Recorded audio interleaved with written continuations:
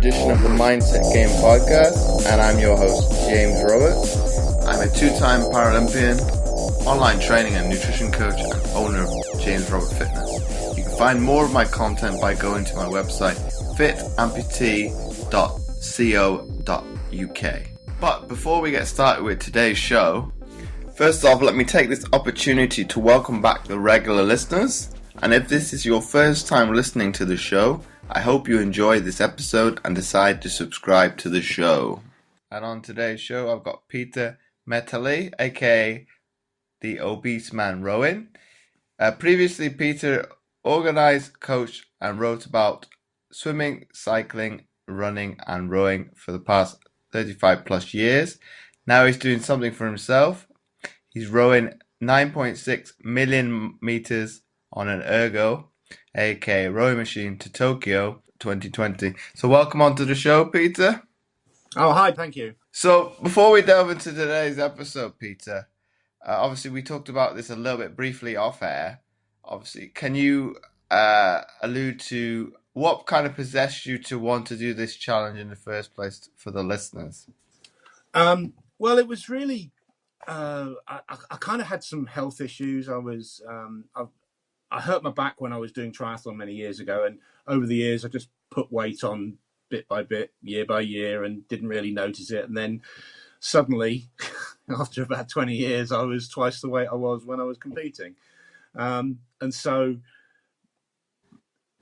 that, coupled with I had a couple of incidents where I sort of passed out and thought, well, I need to do something to get myself fit. And I started doing this sort of daily challenge that Olympic rower Pete Reed had done, where he it was basically, you started January the 1st by doing a press up, January the 2nd you did 2, January 3rd you did 3, and so on.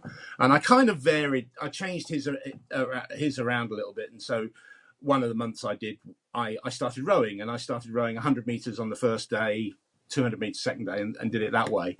And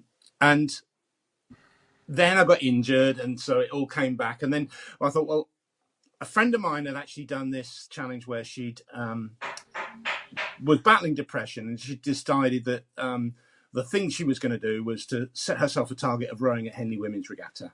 And she did it, and it was so inspirational to me. It was like, wow, she's battled this, she's done it, and she's achieved the goal. And I felt I wanted to do something similar. And I saw Tokyo was 3 years away, and I saw it was 9.6 million meters away, and I thought, well, I could do that. It works out.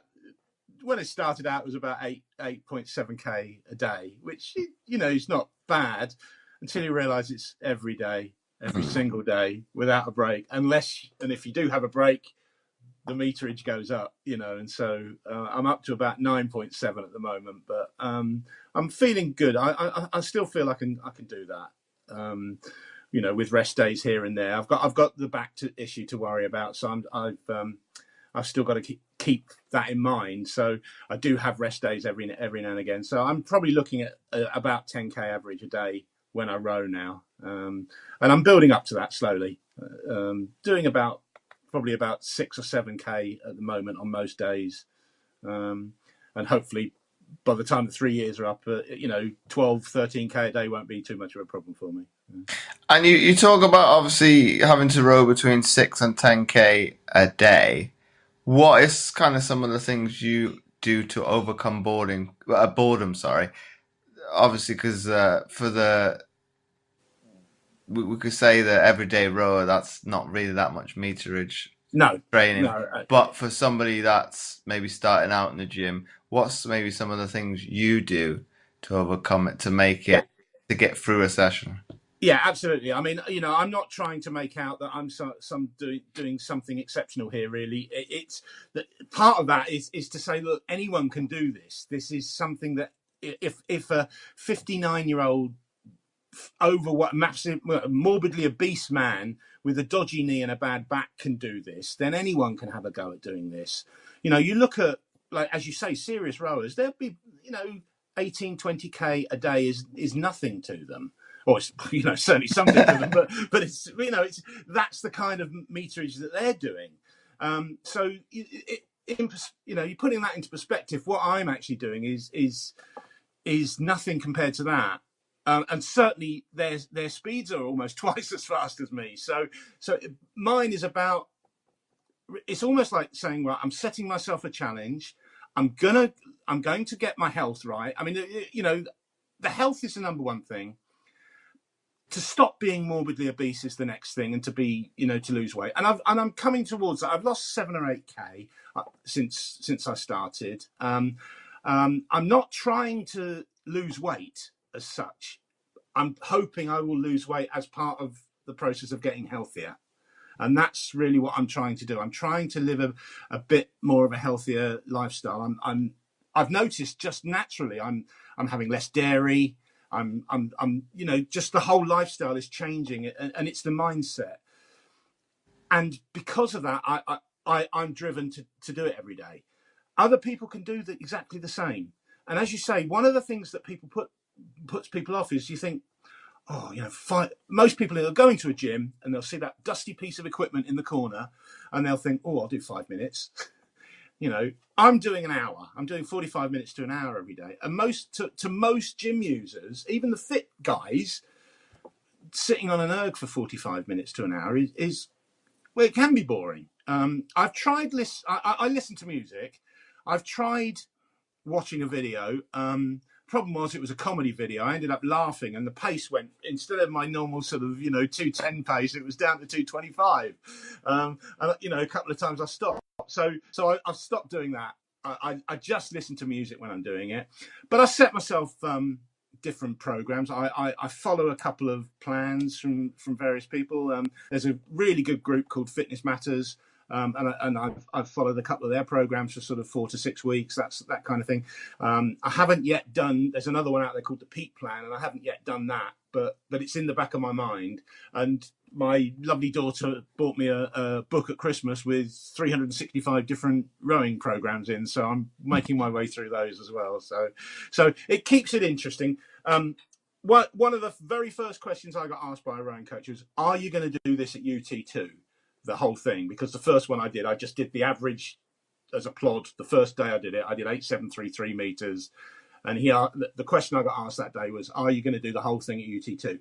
Well, I then had to work out what UT2 was, but once I've discovered that what that meant, I could answer and say no, because I'm not a sprinter. I've never been a sprinter. I've always been into distance, even though I've got a body. I had the body of a sprinter even when I was doing triathlon. But I've never had the fast twitch. And so I have to force myself to do sprints. But I do them. I'll do 100-meter time trial as much as I'll do a half marathon time trial. So, and I'll do reps at 250s, 500s, that kind of thing, just to make it a bit more interesting. Until you brought that up, Peter, I hadn't heard that terminology in years. What, the UT2? Yeah. I never thought I would do either. That's not right, is it? But fair dues. But yeah, it's for obviously the regular listener, and obviously the everyday person off the street. That's a kind of entirely different language.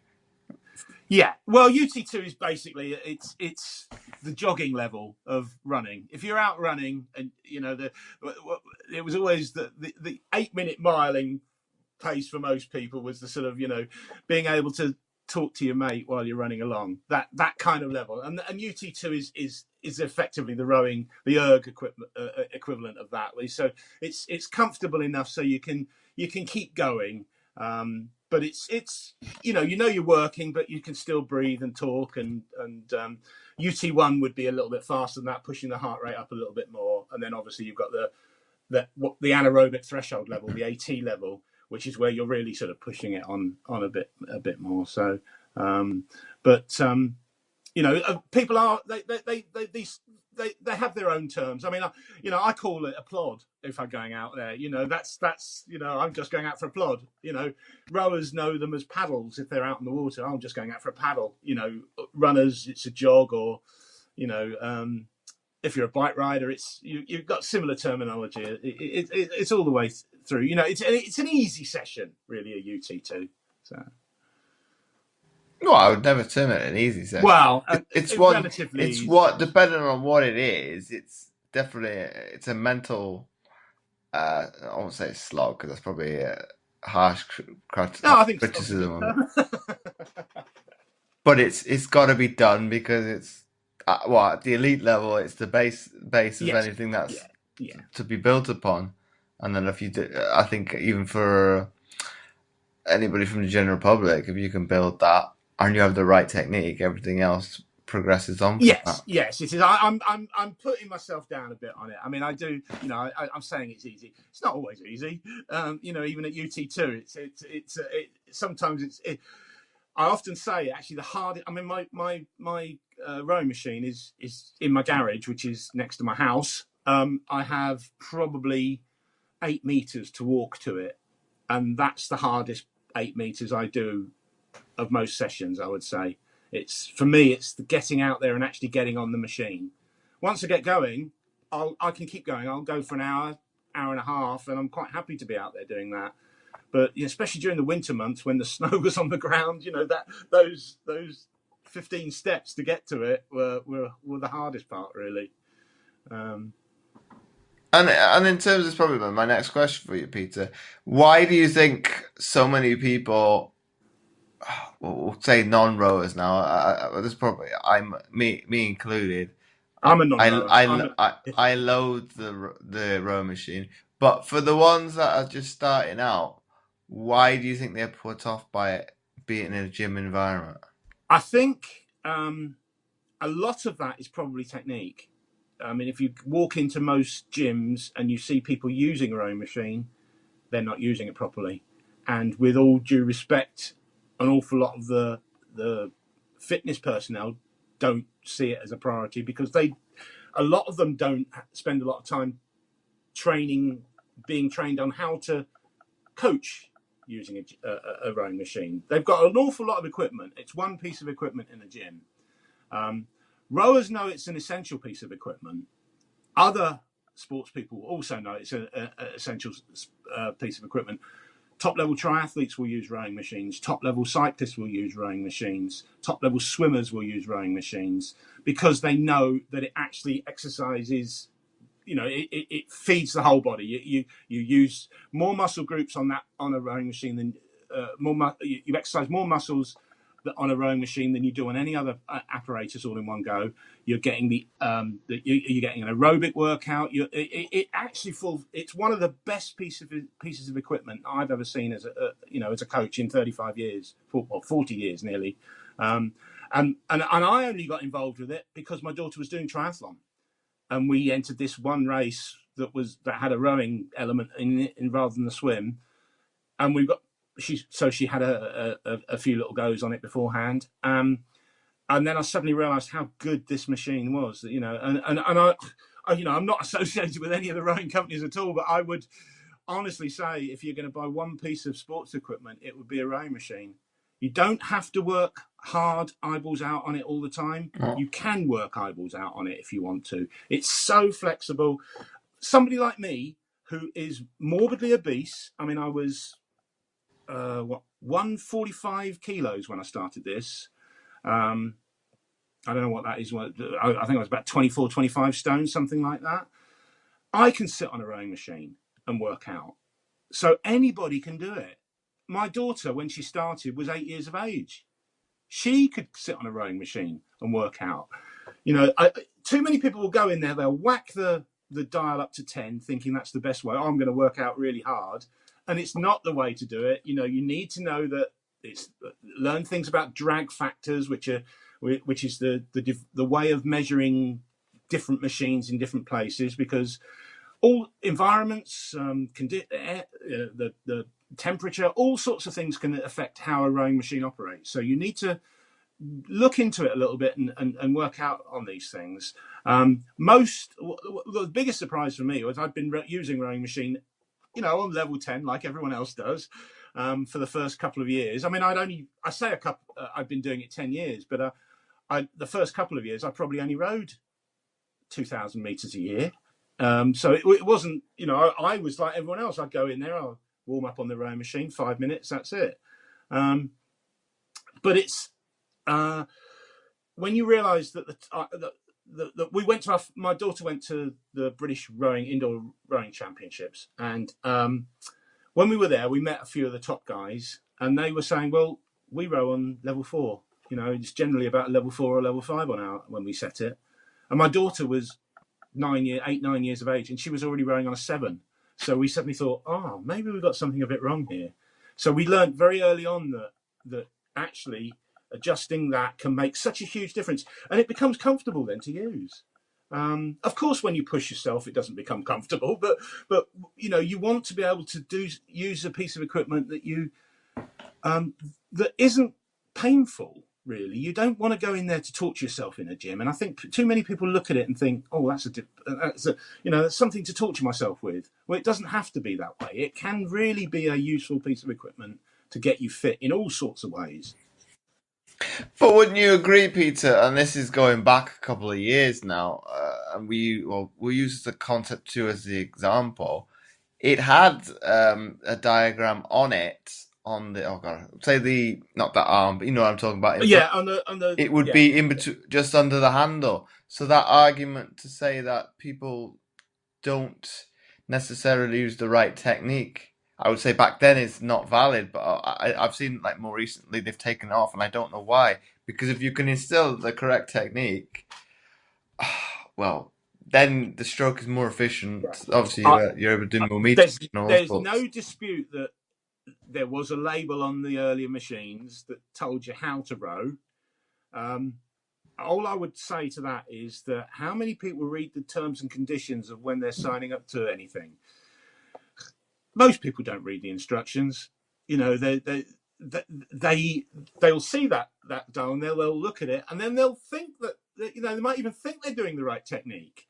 But unless there's someone that comes along and says, "Well, actually, no, what you want is 2 seconds to 1 second, recovery, that kind of ratio on there, and make sure your arms are straight when you start out and your back straight. You're not twisted up." And I mean, I've seen all sorts of different. I mean, there's a wonderful video that the GB rowing team did. The women of GB rowing team. I think it was before the last Olympics, where they went through the whole sort of gamut of different styles, the incorrect styles, as a comedy video, and it's wonderful. It's on YouTube or wherever, so it's worth checking out to see that.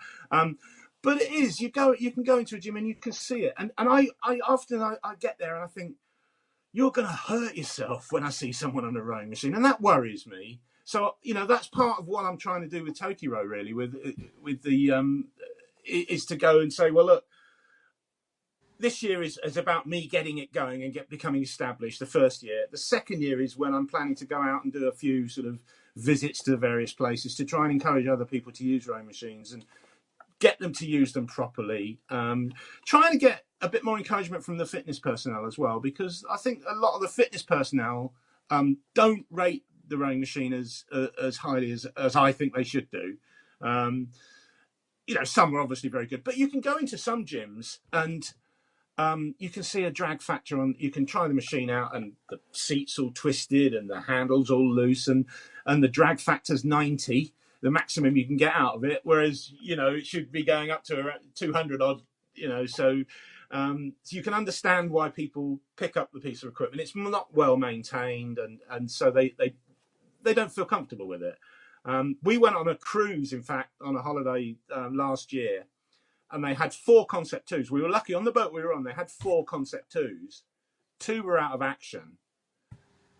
The other one, and of the 2 that were left, one had a drag factor of about 120, and the other one was reasonable. So my wife went on the bad one, and I went on the good one. But it's that kind of thing. That's a top holiday. It's supposed to be a fantastic fitness centre, and 50% of the rowing machines were out of action for the entire time. So, that's a maintenance issue, I think, that also feeds into this, why people don't get on the rows in the first place. Do you think it goes slightly deeper than that? Because obviously they are in gyms, but in most occasions they are put, I won't put to one side, but they're kind of in awful places Yeah, to be able they're to put train. they're quite often put in the corner, and like I say, gathering dust. They people don't see them. If you look at the way that spin bikes have the market, the way that the sort of the industry took to spin bikes and started promoting that. Rowing has started to do that with some of the row, go row programs and those kind of things, and you can do programs now where you can row to music in groups and uh, rowing essentially though is probably a solitary thing on an erg, Yeah. unless you're in a club, unless you're in a rowing club, when obviously, or a university where you'll get 30, 40 rowers all rowing together at the same time, all doing a 18 strokes a minute piece for 40 minutes, and you get that sort of feeling of camaraderie there. It is a very solitary activity generally. Spin bikes, because it became a group activity, I think it feels more social, and people like that. So I think there is that element of it being, it's that dusty machine in the corner, and nobody really knows what it does, how to use it properly. They get on, like I say, and do a 5-minute warm up before they get onto the weights, or onto the other CV equipment. It's not seen. I've seen people, running on a treadmill for 45 minutes. Very rarely do you go into a gym and see someone on a rowing machine for that length of time. Well, they'd probably be coined as nuts. I know I used to do it myself, but I think people would ask me more so at university, well, how can you do it, James? Be on a machine for, I don't know, an hour, 6K, get off, stretch, get back on. It's because I think for me to answer that, I think I did it because I had to do it at the national level. Yeah, You kind of take it as a given. Well, I've got to do it anyway, and I kind of be it. There was the rare occasions I didn't do it to music. There'd be music be playing in the gym, and I kind of just switched off because, like you said, I think where I went to university in Swansea, ours were well at the time I was there. I think they probably moved the gym around more recently, but they were against a wall, like a blue wall. yeah, So yeah, I'd probably more focus more on the screen. I don't know how I used to do it. I think try and get 100 meters, keep going, and break it down by 100 meters. And people say, "Well, how do you do it?" Well, I take it 100 meters at that time, then 1,000. They go done. Have a little stretch, get on again, and do it, and then there's my training done for the day, and then do it all yeah. over again. I think there's also a love-hate relationship between top level rowers, like you say, that with a rowing machine. My daughter, who is a reasonably good standard rower, she rows at a good a good rowing university, and she doesn't like getting on the erg. She wants to be out in the water. That's what rowers want to do. They're in it because they want to go out into the water. And normally the rowing machine is there seen as a necessary evil, as you say. It's a good piece of equipment to get your fitness levels up, and it's good alternative when you can't get out in the water. But most rowers want to be out, in a boat, moving, with the sun on their back. That's why they're doing the sport. It's a, but I for me, I've always been a numbers person, so it's easier. I've never been in a rowing boat. I'm too fat at the moment to get in a rowing boat. One of the things I would like to do at the end of this is to be able to get out in a proper rowing boat. It would be nice to be able to go, just go and sit in an 8, or even if it's a coastal boat where they're wide enough for me, just to know what it's like to row properly. Because it is different. Being on an erg, a rowing machine, is very different. For people that don't know about these things, they are very, very different from being in a rowing boat. So I've heard. I don't know from personal experience, but you can see that the dynamics of a crew rowing together on the water, and the way the boat moves from side to side. You can't replicate that on a rowing machine. What you can replicate is some of the muscle movements and that kind of thing. And obviously, in terms of fitness levels and fitness training, that kind of that can be done on an erg. I like I say, I've always been a numbers person, though, so I like seeing the monitor. I actually like seeing the monitor. When I was a triathlete, I used to all my training was done with dials, with the most sophisticated watch I could get at the time, and on the bike it was always your bike computer to see how many miles, what average speed you were doing, all those kind of things. So I'm quite fascinated by watching the monitor, and to be honest, probably less so the monitor now, and more on some of the apps that you can get, like Erg Data and Rowing Live, and those kind of things where you can actually see strokes per minute, the total number of strokes you've done, how well your stroke is, how the length of your stroke, that kind of thing that can be done on those apps. So I find those quite interesting to do. But it's also there's other little things on the most of the people that won't know about on a monitor that you press a couple of buttons and you can see how your stroke is. You can actually see the curve of your stroke, and that's taught me a lot, because when I first started doing this, even last July, I'd say I'd done my first million, and I was now starting out on this 9 million in 3 years malarkey. I started using the monitor to check my curve, and I was doing a double curve, and I had no idea I was doing. I thought I was rowing perfectly well, and I was actually doing a double curve every single stroke. So I used that, and now it's a single curve, and it's hopefully better than it was. But I have issues with it because I've still got a big belly. I can't go right up as close up to the front as I want to do. But that's part of it. I'm trying to say to other people out there, look, a morbidly obese man can do this on a rowing machine.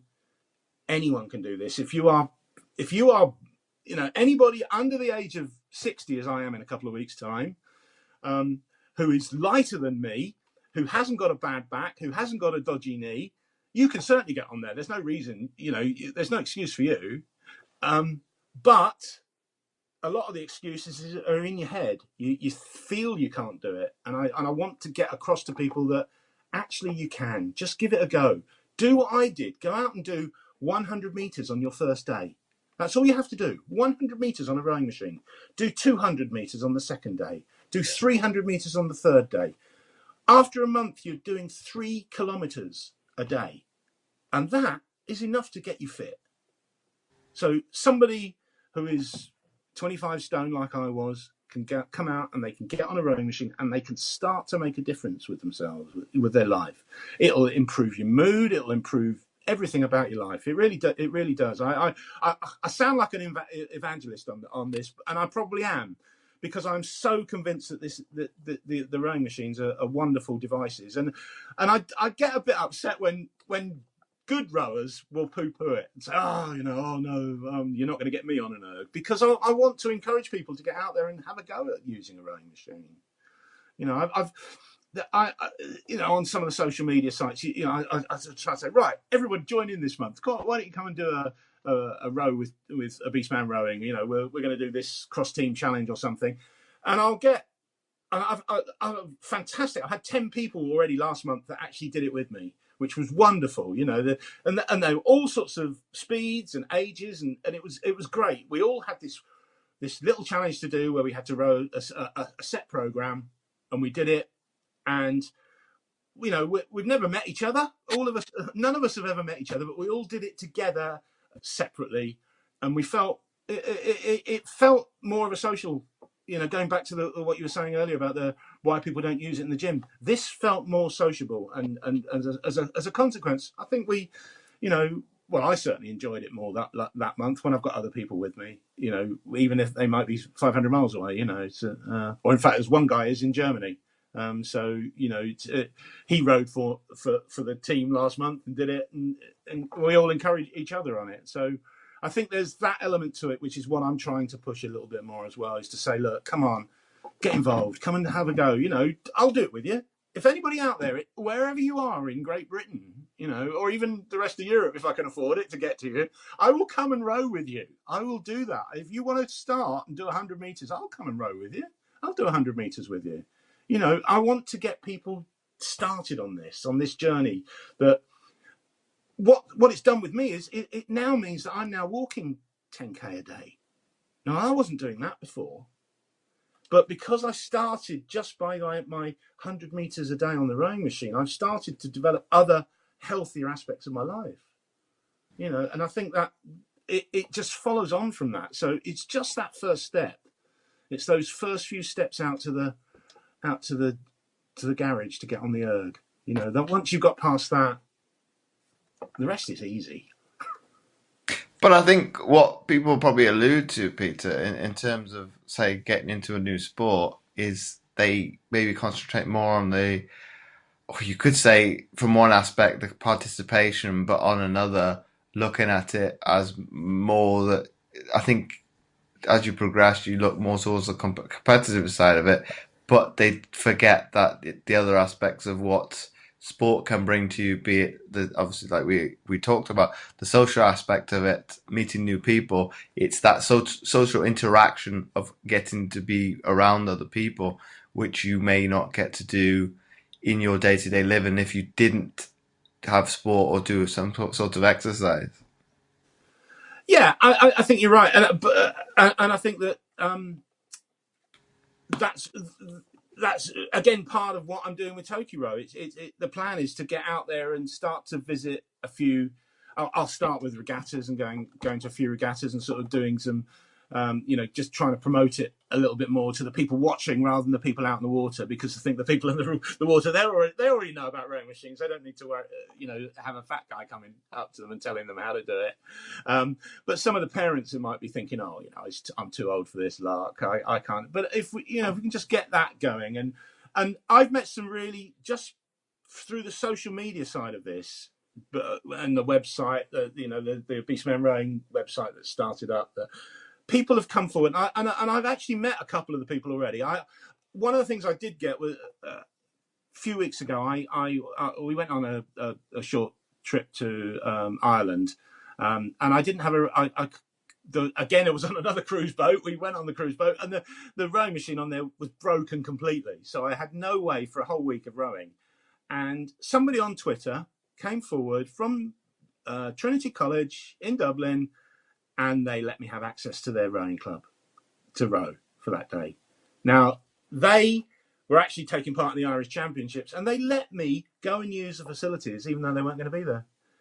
That kind of trust and that feeling, I'm forever grateful to them. They were fantastic. I managed to get a very slow 10k that day, but it was I got my 10k done, and I felt it wasn't a completely wasted time. The shame was that I didn't see more of Dublin, because it would have been nice to sort of spend another couple of hours, but obviously had to go and visit their boat club instead. But it was just that kind of sociability that you get from it, whether you're in person, whether you're online with somebody. It's just that there is one thing I've found about rowing is that the spirit within the sport is so much better than I think anyone could possibly imagine who hasn't experienced it.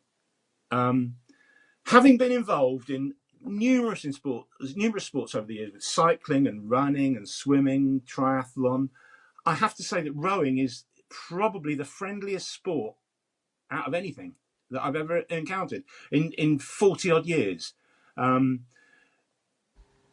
It has this really this reputation of being an elitist sport. It's all the posh schools, it's all the private clubs.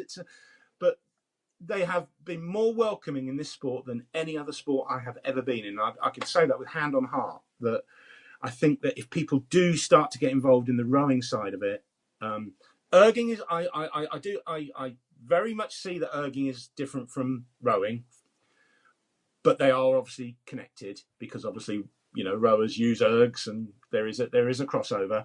But there is now starting to be quite a large competitive erging indoor rowing community out there. If you look at things like the Crash Bee World Championships, and well, there's now a separate World Championships as well as the Crash Bees in America. There are numerous indoor rowing competitions in the UK and the rest of Europe and well, around the world, and these are not small events. I mean, the first British rowing champs we turned up to, there were 2,500 people there, and that provides the competitive element for people. It provides a social element for people, and people feel that they're doing it. It's almost like triathlon was in the early days. This is the way it feels to me at the moment, that it's like a hidden secret. That there's no one. People don't realise quite how good rowing is. Indoor rowing is, and a bit like a triathlon was like that back in the early '80s when I first started out. That you know. Well, no one even knew. Most people didn't know how to spell the word, let alone what a triathlon was. You know, so it was our secret. We used to go on. I mean, the events I turned up to, you'd turn up a different part of the country, 200 miles away from where you were the week before, and chances are you were wrecking your bike against somebody you knew, because it was that small a sport. And I think indoor rowing has that about it, that there are probably, I don't know, 2,500 serious competitive rowers in indoor rowers in Britain that don't row. Maybe even more that, like me, that have a go at it. And yet most of those people will either recognize a name, or they'll be within, you know, you'll go to one of these events and you'll see somebody, even though you might be rowing, and like me, rowing on your own in a garage at home. I can go to one of those events and there'll be somebody there that I'll see and I'll have a chat with, and it's a wonderful, wonderful experience. Peter, this is my precursor to the last question. Once you finish your challenge, what will be the next one you see? Because obviously, with it being what's the next one? We got 2024, 24th of July, 2020. No, but what will be the next one after it for B? Can't remember where they've decided to hold it. It's either Paris or Los Angeles. But if it happened to be Paris, what would you do? What would you probably do? Because that's not really that difficult. No, I know. Challenge. I don't know. Well, you see, hopefully I won't be a beast man anything. So I mean, the part of this is to get rid of the, you know, certainly the morbidly obese thing. I don't want to be stage 2, stage 3, I think it is, obese anymore, because that obviously has serious implications for my health.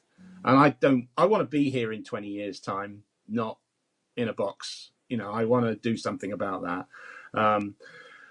And you know, I haven't had too many health issues. I've had the odd, like I say, I passed out a couple of times, but most of the time, you know, the back, and I've a few aches and pains here and there, but I haven't really had any major problems, fitness wise. So I, you know, my blood, considering how big I am, my blood pressure went to sort of borderline. But it's now, within 6 months, I'm actually back down. And my doctor said to me, within 3 months, you no longer have a blood pressure issue. You know, so that was very, very quickly that came in. I'm starting to, you know, I'm 2 kilos away from being seriously obese rather than morbidly obese. Now that probably sounds absurd to most people out there, that I'm pleased about that. I'm going to be happy that I'm seriously obese. But from where I've started from, that's going to be a major step for me. And I think that within 3 years, I want to be overweight or healthy weight. You know, healthy weight is probably a big ask from where I started from. But if I can just be slightly overweight, there won't be that need to go and row to Tokyo. You know, I'll find something else. I've always been an obsessive, whatever I've done. You know, when I took up sport, it was triathlon I decided to do. You know, it was always going to be something. I mean, I didn't learn to swim until I was 21. Within 18 months, I was a swimming teacher, and I'd swum a million meters. That was my first challenge. I suddenly realised the other day that it was all about mileage back then. You know, it was just how far can you swim? How long can you swim for? And my first challenge was an ASA thing that was, can you swim a million meters? And so that was what I did then. I swam the channel distance in a swimming pool. It was those kind of things that I was doing. And so that's triathlon was a natural progression for me to do. Problem is, my body just couldn't cope with the strains of it, and my back gave away, and that's when all my health, the weight issues really started coming in. So I don't think there'll be another challenge after Tokyo Row, but you never know. I might actually swim the channel. That's one thing I've always wanted to try and do, but it's logistically, it's a lot easier to sit on a rowing machine at home than it is to try and get a channel swim organised. So I did think about walking, the jog, the Land's End to John O'Groats, because that might be quite a nice thing to do. See a bit of the country. But, don't know. I'll focus on a rowing machine at the moment, I think. But I think, Peter, what you alluded to in terms of getting from morbid obese to just overweight is an essence of it's not mindset, but it's a perspective of putting things in perspective, because that's the goal that you kind of have. For some people, it may not sound like a good goal, but you're taking it step by step. You've got an end goal or a finish line in sight that you want to achieve, and it's looking at, and I would say it's probably going against maybe how we perceive our lives, really, about in terms of that we want everything as soon as possible, now, whereas you're kind of looking at it more in a way of, trying to be generous now, say how we used to think maybe 20, 30 years ago. It's you need to invest in into yourself, or if you want something, you need to be in it for the long run. Whereas I think we've kind of gone away from that. Yeah, you may well be right, and that you may have put your finger right on it there, because obviously I was a competitive athlete 20, 30 years ago, and so I've probably, in my head, I'm still a competitive athlete. I just don't have the body for it anymore. That's the difference. I'm still a competitive triathlete in my head, but I'm not. I can't ride a bike. My back won't let me ride a bike. I haven't been in a swimming pool for 5 or 6 years. Well, no, I've been teaching, but I haven't been actually swimming any kind of distance or training for 5 or 6 years. I certainly don't run anymore. But I still believe I'm a competitive triathlete. It's that attitude. So I have got that probably that attitude from 30 years ago anyway. But I'm having to force myself in a way to not have those instant rewards. I'm having to say to I'm having to discipline myself to say, I want the progress to be slow. That's why I'm not focusing on the weight loss. It's not about weight loss. It really isn't. It's about, I want to be healthier. I want to be, and part of that is weight loss. I measure my weight once a week. I don't get too hung up about it if I don't lose weight that particular week. The trend is down. The trend is very slowly down. I mean, there are people out there, you can go on any kind of, you look at a Fitbit app and you'll see people, I've lost 50 pounds in 3 months. Great. That's wonderful for those people, and it's marvelous that they can do that. I don't see that's going to be sustainable for me long term, because I might lose 50 pounds in 3 months, but I'll probably put 40 of it back on again the following 3 months. I'm trying to change my lifestyle rather than doing this. This isn't a short-term goal. This is trying to re-educate myself into living a healthier lifestyle, and that's what I'm trying to do with this. And that's why I set the 3-year goal. Really, it's I could row 1,000,000 meters. Concept 2 are fantastic in that they come up with all these sorts of challenges. Row 100,000 meters this month, or whatever, and they're wonderful. And I use those as well. I'm using those along the way as steps towards getting my Tokyo Row. I mean, the cross team challenge, not the cross team challenge, the World Erg Challenge last month from Concept 2, and and I rode 290,000 meters in the month, which is more than I'd done previously, and so that helped me to actually pick up the mileage a little bit. But it's all about the long-term sustainability of this. This is about re-educating myself from being the guy who did no exercise for 20 years back to that guy that used to go out and do 40 hours a week training. I'm not going to do 40 hours a week training again in my life, but I want to be a reasonably fit 80-year-old. You know, I don't want to be, well, I the way I was going, I wasn't even going to get to 80. You know, I was just putting more and more weight on every year. So it's about changing that. It's about trying to get other people to get involved in it as well, and that's almost and that goes back to even even more probably the 1970s, where the sport for all thing. That's where I first became involved in sport. So I've got that firmly implanted in my head. I want to encourage everybody. When I organised triathlons, the kind of events I did were novice events to get new people involved in sport, and that's what's always fed me. That's always what made what I've got off on. I getting other people to do their first triathlon or their first running race or their first whatever. The best thing I've ever, I ever got out of my swimming teaching job was to see that kid that did their first width, and the smile they would give you when they that sense of achievement when they've done it, and I'd feel proud. Oh yeah, I taught that kid to swim, and that's what I get out of this. So that's why I want other people to get involved as well, because I want them to feel what I feel out of it, really, which is sport's been wonderful for me. When I was doing it all those years ago, it was brilliant. It actually changed my life. I was at 18. I was as 40 as cigarettes a day, 8 pints of beer a person. Within 3 years, I'd changed, and I was swimming, heading towards 1 million meters swimming. And then I got involved in triathlon, and it went from there. And the injury that I got that ended my triathlon days, I just went, even though I was organising events and still teaching swimming and cycling, and I was, on a personal level, I was declining, and I didn't realise it. I didn't even realise it until this.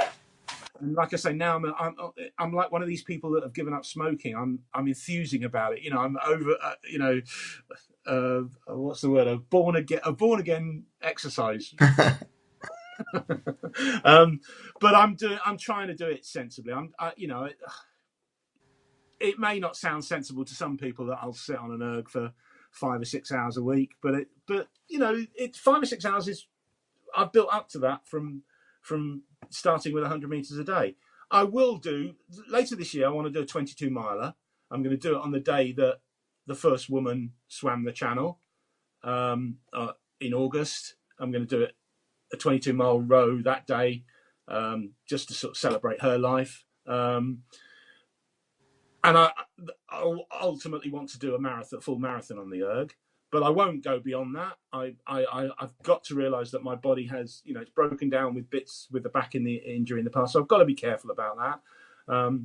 If I can raise a little bit of money for charity on the way, that's not a major aim, but again, it's just to help a few of the charities out, a couple of rowing charities, because of the person who sort of started me on this with a battle with depression. Mind is another one of the charities I've chosen for that. So it's but they're not. I've spoken to them all, and I've said, look, it's not a major charity thing for you. I can raise a few £100 for you over the years, and they seem happy with that. So it's that, and it's just generally. I'm just trying to think, really. It's sort of four-pronged. I'm just trying to think, it's the encourage others, the lose weight, the keep healthy, raise a little bit of money for charity, and then I suppose the fifth one would be just do something for myself. It's almost like giving myself some focus as I'm coming towards retirement,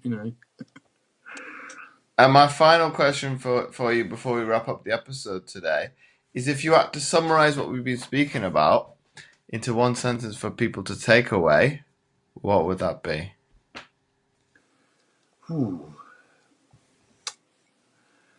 I think it's enjoy your lifestyle. Enjoy your lifestyle, I would say, is the one thing I'd get across to people, and that's get involved in sport if you I say if you want to. I want to encourage everybody to try sport, try sport, try exercise, try it. if you don't like it, and you really don't like it, and you probably won't for the first few weeks, but try a little bit. Just try a taste. Try that little taste of pepper, and see if you like it. It's been wonderful for me. And I, like I say, I've not reached the top in any sport, but I've got as much out of this sport, I believe, as somebody who's won an Olympics. I think that, and I think other people can get that as well. I honestly think that. More than a sentence. I know. Sorry. I think Peter, to kind of divulge, and probably the regular listeners would know this. I don't think any guests have managed to do it in one sentence. I think it's very difficult task to be able to do, but I think if you can get your message across, I think you've worded that probably in a very nice way. So once again, thanks for coming on the Mindset Game podcast. My pleasure. It's been really nice to speak to you. So thank you. Likewise. And before I forget, I would really appreciate it if you would be so kind as to leave a short written review, as it helps to get the podcast more notoriety, and it will be more visible in future to others, and thus helping more people, which my guests and I are all about. Once again, thanks for listening, and I'll catch you next time for another episode of the Mindset Game podcast.